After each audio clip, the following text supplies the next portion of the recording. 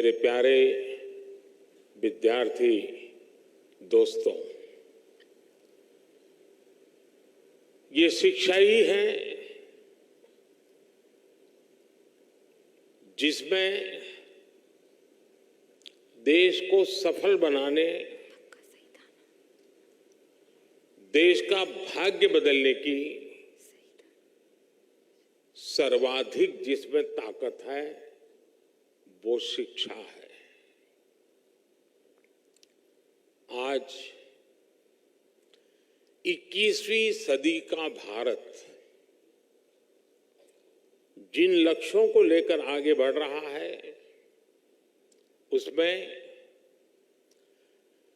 हमारी शिक्षा व्यवस्था का भी बहुत ज्यादा महत्व है। आप सभी इस व्यवस्था के प्रतिनिधि हैं, ध्वजवाहक है। इसलिए अखिल भारतीय शिक्षा समागम का हिस्सा बनना मेरे लिए भी अत्यंत महत्वपूर्ण अवसर है।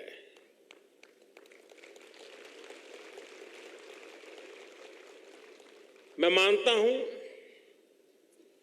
विद्या के लिए विमर्श जरूरी होता है, शिक्षा के लिए संवाद जरूरी होता है। मुझे खुशी है कि अखिल भारतीय शिक्षा समागम के इस सत्र के जरिए हम विमर्श और विचार की अपनी परंपरा को और आगे बढ़ा रहे हैं। इसके पहले ऐसा आयोजन काशी के नवनिर्मित रुद्राक्ष सभागृह में हुआ था।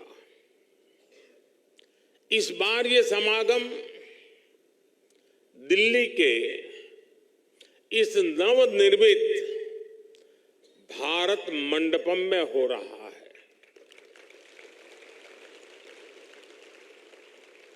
और खुशी की बात यह है कि विधिवत रूप से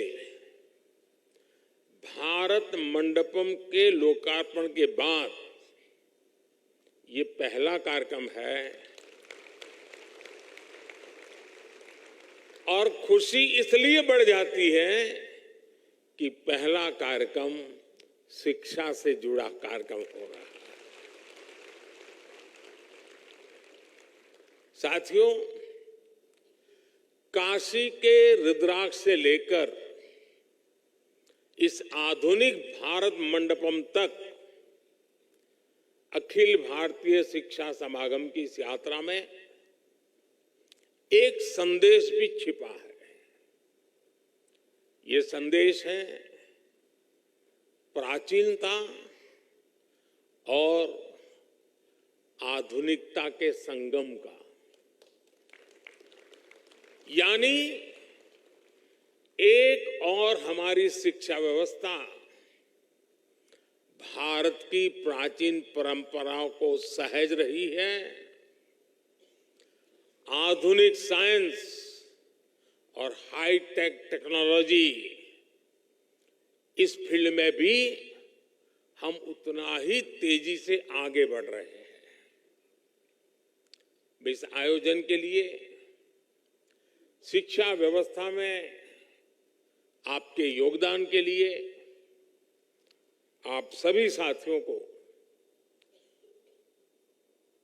शुभकामनाएं देता हूं, साधुवाद देता हूं। संयोग से आज हमारी राष्ट्रीय शिक्षा नीति के 3 साल भी पूरे हो रहे हैं।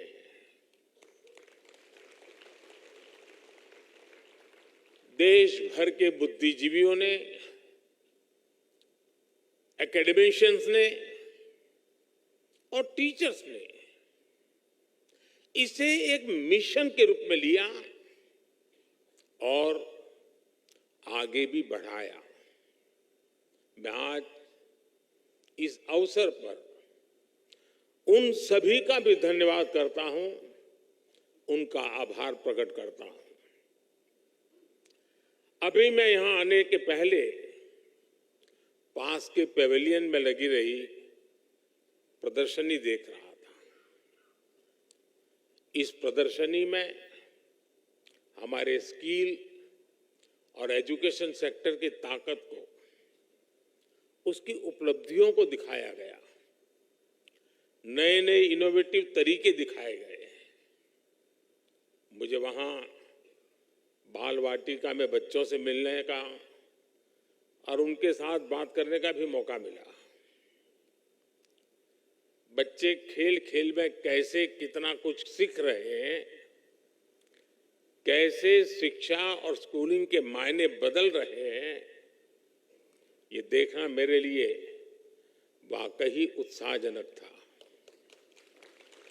और मैं आप सबसे भी आग्रह करूंगा कि कार्यक्रम समाप्त होने के बाद जब मौका मिले तो जरूर वहां जाकर के इन सारी गतिविधियों को देखें। साथियों, जब युग बदलने वाले परिवर्तन होते हैं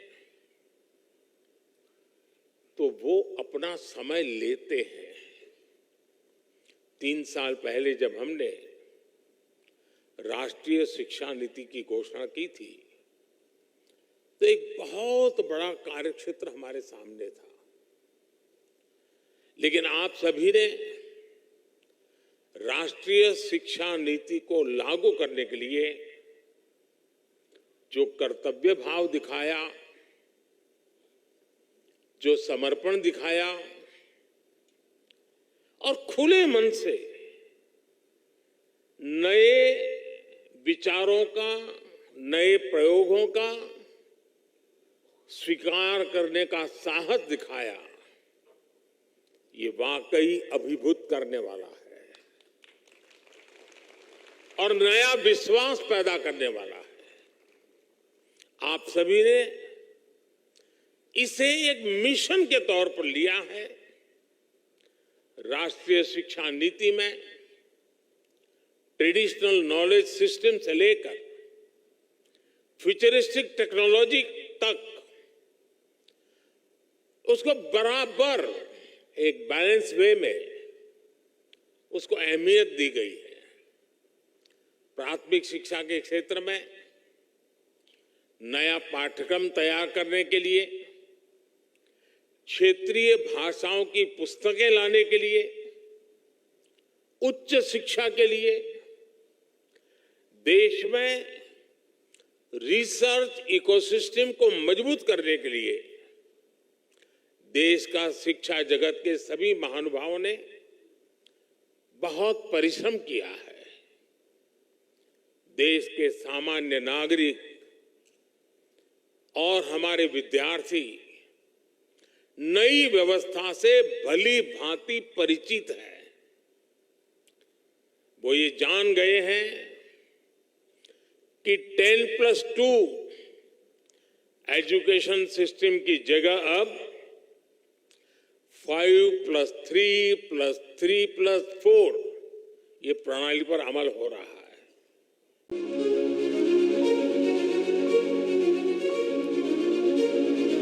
विकसित भारत के विराट लक्ष्य को तेजी और नई दिशा देती राष्ट्रीय शिक्षा नीति 2020 आज पूरा कर रही है अपनी सफलता के 3 साल।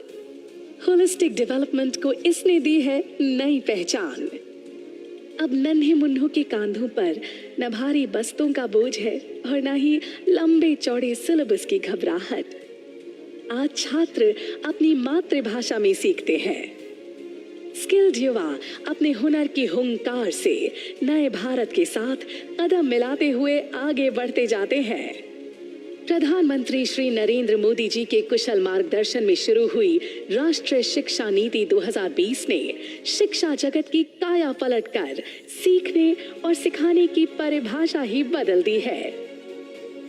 कुछ कर गुजरने की भावना से भरे नौजवानों को तैयार करने में बड़ी भूमिका होती है हमारी शिक्षा की, हमारी शिक्षा व्यवस्था की, हमारी शिक्षा परंपरा की।